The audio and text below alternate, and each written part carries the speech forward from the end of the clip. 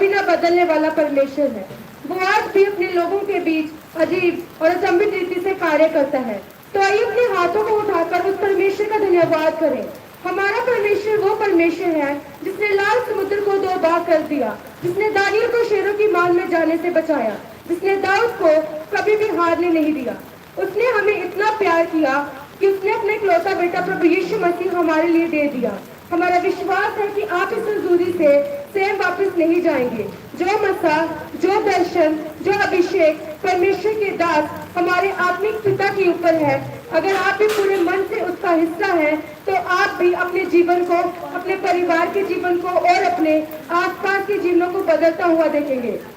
परमेश्वर की हुजूरी, उसकी प्रेजेंस, उसकी सामर्थ्य यहाँ मौजूद है आपको छुटकारा देने के लिए। आमीन।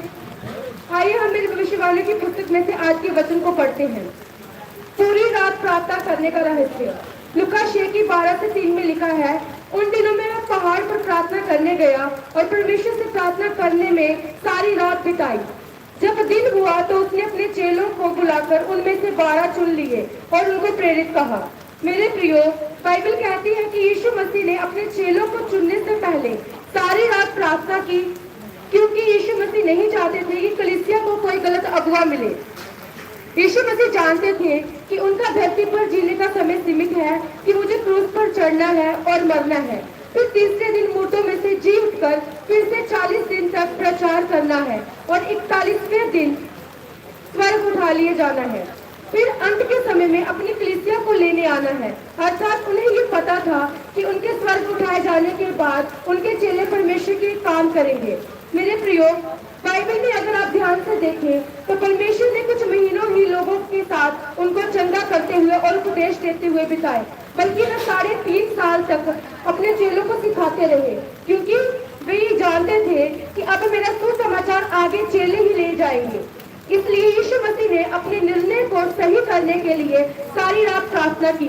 लेकिन आज का जो विश्वासी है उसको पता होता है कि सुबह उसे एक सौदा करने जाना है, फिर भी वह रात भर फोन पर रहता है, फेसबुक पर, व्हाट्सएप पर या सारे दोस्तों को इंस्टाग्राम पर चेक करके सोता है। फिर अपने जीवन में वह गलतियां करता है और अपने इल्जाम दूसरों पर लगाता है और बोलता है कि मुझे गलत व्यक्ति मिल गया, या मुझे बिजनेस पार्टनर सही नहीं मिला, या उस व्यक्ति ने मुझे धोखा दे दिया। प्रियो, यीशु मसीह जानते थे कि मैं अपनी असफलता किसी और के ऊपर लगाने की बजाय ये अच्छा है कि मैं सारी रात प्रार्थना करूं और परमेश्वर से उसकी अगुवाई मांगूं, ताकि मैं कोई गलती ना करूं। लेकिन आज कैसे विश्वासी हैं जो अपने जीवन में निर्णय लेने से पहले प्रार्थना के साथ नहीं जाते, क्योंकि ये प्रार्थना का विषय है। आपको कौन सी सेवा करनी है या अपने बच्चों को कौन से स्कूल में दाखिल करना है, ये आपकी प्रार्थना पर निर्भर करता है। परमेश्वर के दास हमें ये बताना चाहते हैं कि सेवकाई को शुरू करने से पहले वे लंबी रातें प्रार्थनाओं में रहे हैं। उन्हें किस तरीके से शुरुआत करनी है, कहाँ करनी है, कैसे करनी है, उन्हें कुछ भी नहीं पता था, क्योंकि परमेश्वर का वचन कहता है कि प्रार्थना छुटकारे को लेकर आती है। इसलिए प्रियो, आप निरंतर प्रार्थना में रहना है, ताकि परमेश्वर आपको हर शंका में सही अगुवाई कर सके और आप अपनी मंजिल पर पहुंच सके। आमीन। बाइबल में लिखा है कि पौलुस और सिलास जब बंदीगृह में थे तो उन्होंने अपनी बंधुआई में भी परमेश्वर की आराधना करनी नहीं छोड़ी। इसी कारण परमेश्वर ने एक बड़े हुक्म के साथ बंदीगृह की नींवों को हिला दिया और उन्हें आजाद किया। जब पौलुस और सिलास बंदीगृह में थे तो वो काफी पीड़ा में थे, पर उन्होंने उस पीड़ा को भूलकर परमेश्वर की आराधना की। आज आप सभी भी कैसे भी हालात क्यों ना, उन सबको भूलकर परमेश्वर की आराधना करेंगे। परमेश्वर के गीत गाओ, उसके नाम की भजन गाओ और उसका धन्यवाद करो। 10 ताल वाले बाजे और बांसुरी बजाते हुए उसकी स्तुति करो।